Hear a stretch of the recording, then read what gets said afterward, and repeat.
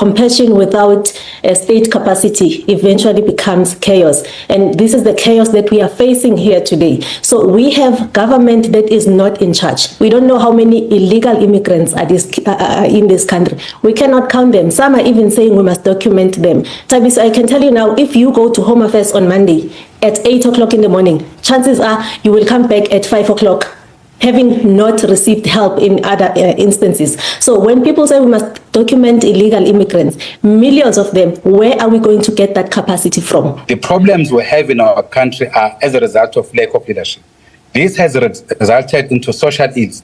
The skyrocketing unemployment in our country is a ticking time bomb. You cannot in a single country have over 17 million people on social grants. You cannot in one country have over 8 million people unemployed. Over 4 million young people unemployed. You have less than 6 million people paying tax in this country, having to support 60 million plus South Africans. Where do you get money to then pay for all these foreign nationals? The Department of Home Affairs is the big failure when it comes to documenting each and every person here in South Africa. We have a big number of asylum seekers that have been rejected and they are living here in South Africa illegal. Why? Because they've been rejected by Department of Home Affairs. For instance, we have asylum seekers from the east of Democratic Republic of Congo.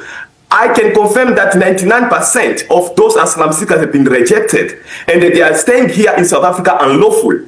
Well, the government know very well that those people, they cannot be returned back to the Democratic Republic of Congo, more especially to the east of DRC. So when it comes to our documentation and the people that stay here illegal, the Department of Home Affairs is playing a key, big role in making people staying here illegal. We have government that is not in charge.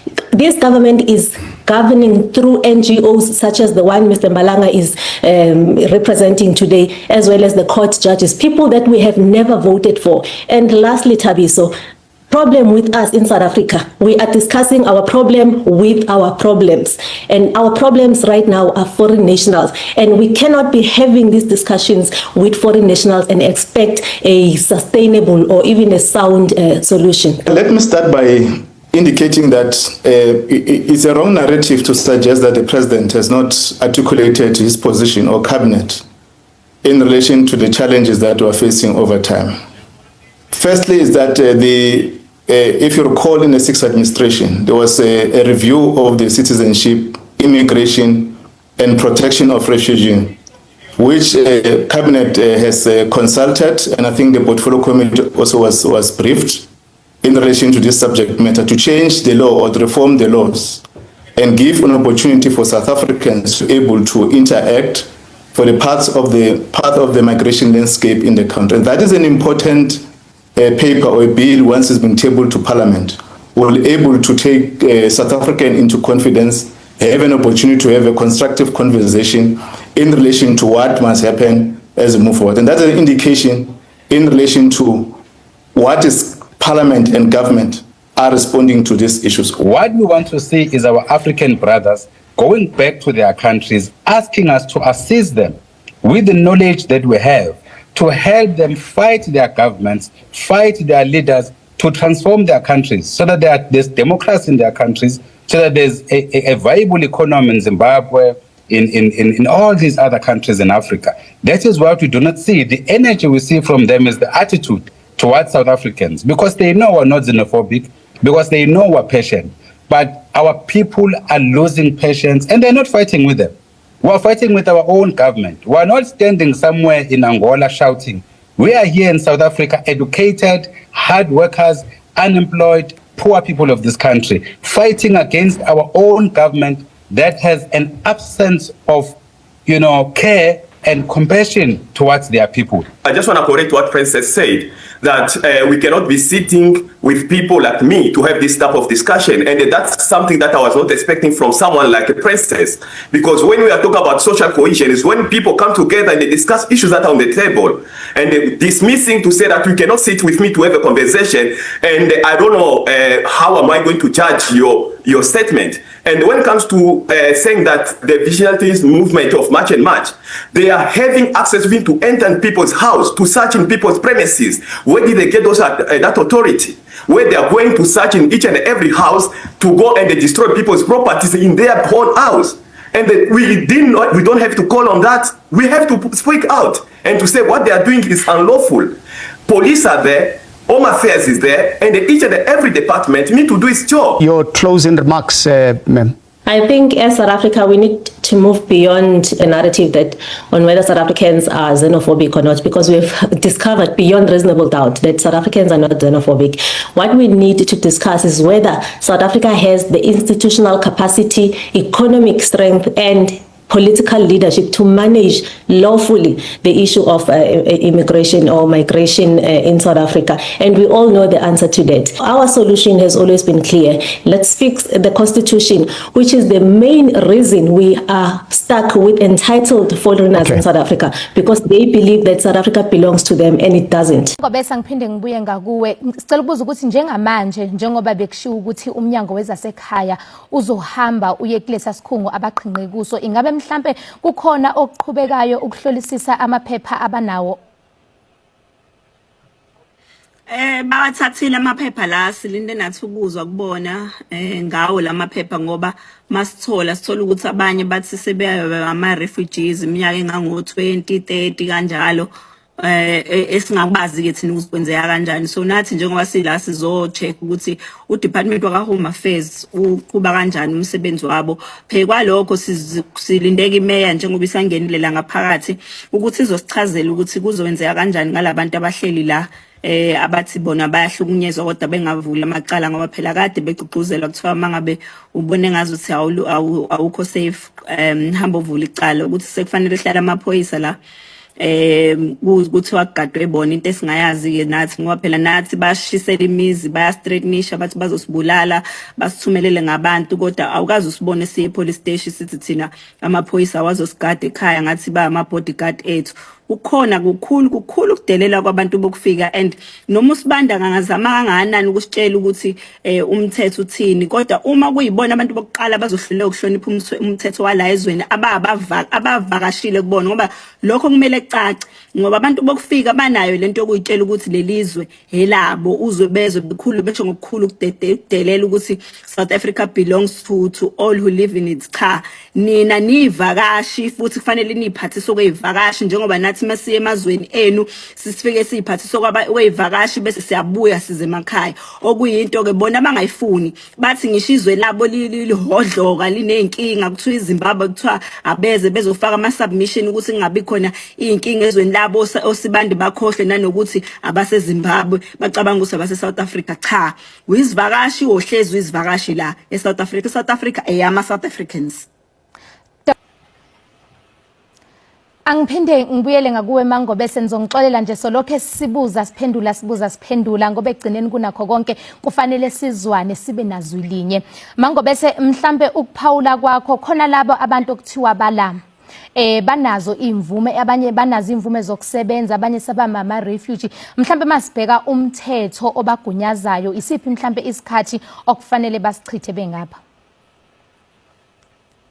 Asinankinga thina nomuntu ola ngokusemthethweni, kodwa njengoba ngichaza nje ukuthi senza ama submissions kwi white paper ngoba sibona ukuthi lento ye refugee process isiyinto esi-abusewayo. Akusabona abantu okwabantu abakuthi ngempela banenkinga amazweni abo, kuyafiwa babalekela inkinga kanjalo. Sekwabantu abasuka koEthiopia, oSomalia, oZimbabwe beze la bezowenza ubugebengu, abanye befike bevula izitolo, umuntu azi kahle ukuthi vele uyizela ukuzovula isitolo, abanye bese beyabatrafika la ezweni mebefika bese bethi bangama refugees. Sijabule kabi nje inkantolo ikhipha isinqumo sokuthi iyabona nakho ukuthi impela ikhona iabuse ekhona kule system yama refugees. Abantu lokho bethi bayabuya bazo apply yathi inkantolo isiyakunquma konke lokho. Sesilinde nje ukuthi kube khona umnqamla juqu kwi white paper ukuze nje bezosiphuthumisa bonke labantu abala bahambe baphume ezweni lethu, ngoba khona ukuphuma Nkosi yami bazophuma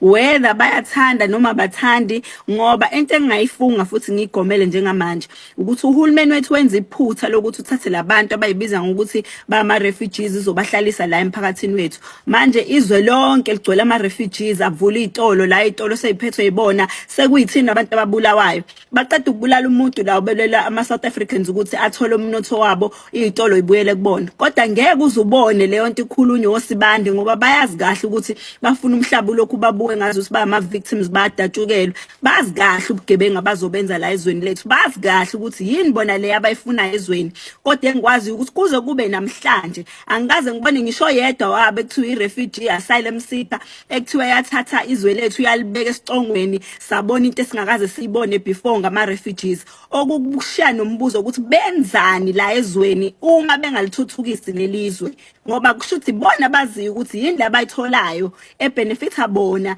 engasibenefit thina ama-South Africans ebenza befuna ukulokhu behleli la ezweni lethu. Imithetho yethu isibajwayeze kakhulu laba ukuthi benze umathanda ngoba uSibanda njengoba benza lento le enza la ehambe ekhuluma wonke ukuthanda kwakhe la ngama-South Africans into angeke ayenze le eZimbabwe. Ngeke uzumbone ngisho kwi-channel eyodwa yaseZimbabwe ekuthiwa uyakhuluma lapho ukhulumela ama-Zimbabweans ngoba uyazi ukuthi uhulumeni wakhe uzomenzani. Thina sibanika inkululeko kakhulu sibesigibela nasemakhanda and ngolokhu ngikushilo lokho ukuthi abantu bokufika bayinuke nabo amakhwapha baye ukuhlale befika kuma-platforms la bezozenza into eyidabukisayo. Yindaba la enikhona abantu base-South Africa benganifuni. Buzeni nina lokho sihlale nani iminyaka u32 yonke. Yini manje ke sesikhithi sesikhathele anike niphendule leyo mbuzo ngoba ngeni lokhu nihide behind ukuthi nilokhu nithi xenophobia because xenophobia la nani niyakwazi lokho. Ngeke futhi nilokhu nisithulisa nithi singakhulumi ngoba nilokhu nibaha ukuthi nizothi xenophobia. Anike nizinuka amakhwapha Sibande nani lonke nisuka emazweni angaphandle. Yini le ama-South Africans ayishoyo kunina athi asekhathele yona eniyenzayo ezweni labo na engeke niyenze emazweni enu. Phendula leyo mbuzo Sibande ube neqiniso futhi. Dokotela mhlambe ingabe khona ufuna ukuphendula kulokho kusho uMangobese njengamanje?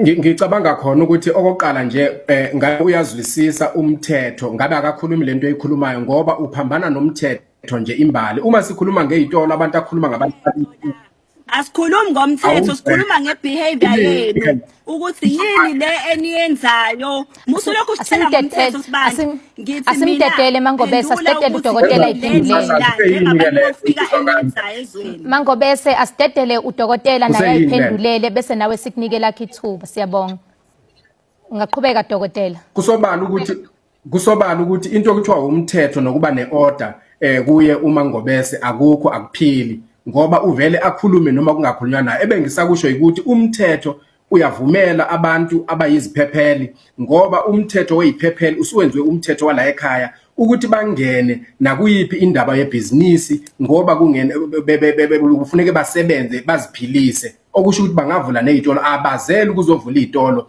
bangena lapho abangakwazi ukuthi bayiphilise khona ngokokuqala lokho uma esekhuluma ethi bonke bazoze bahambe yiyo lento engiyishoyo ukuthi sikhuluma sikumsakazo silapha kumabona kude abantu bonke abasezweni abalalele kusiba nokusonga okufana nalokho ukuthi bazohamba bonke abantu bokuza okusobala ukuthi akakhulumi ngabantu abalapha ngokungenamvumo kodwa ukhuluma lento athi abantu bokuza bayadelela kunokuthi abheke ukuthi naye njengesizalwane sala ekhaya ungaphansi komthetho okufuneka ulandele uma kuphulwe umthetho asho kahle ukuthi umthetho ophuliweyo yilona nalona and uphulwe ubani nobani ukuze amalungu omthetho akwazi ukuthi abone ukuthi labo abophula umthetho uthatha indawo yawo hayi nje ukuthi uma ekhuluma angaphendula imibuzo abehlaselana nami nje ngaphandle ukuthi kubahlasela abantu bokuza ngaphandle ukuthi aphendule akusizi lutho lokho.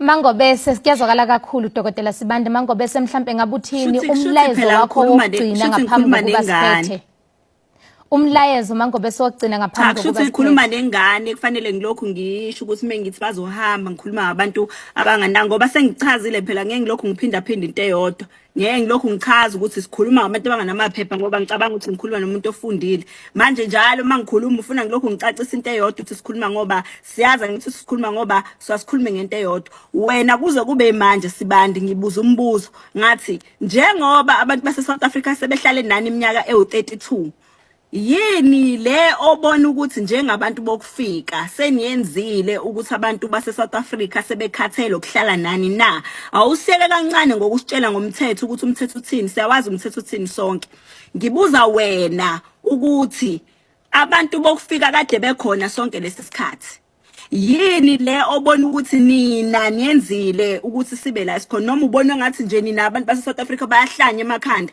bavele bavuka ekseni bathi asisabafuna abantu bokufika?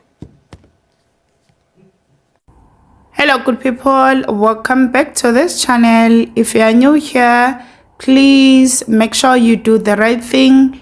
You press that subscribe button and hit the notification bell.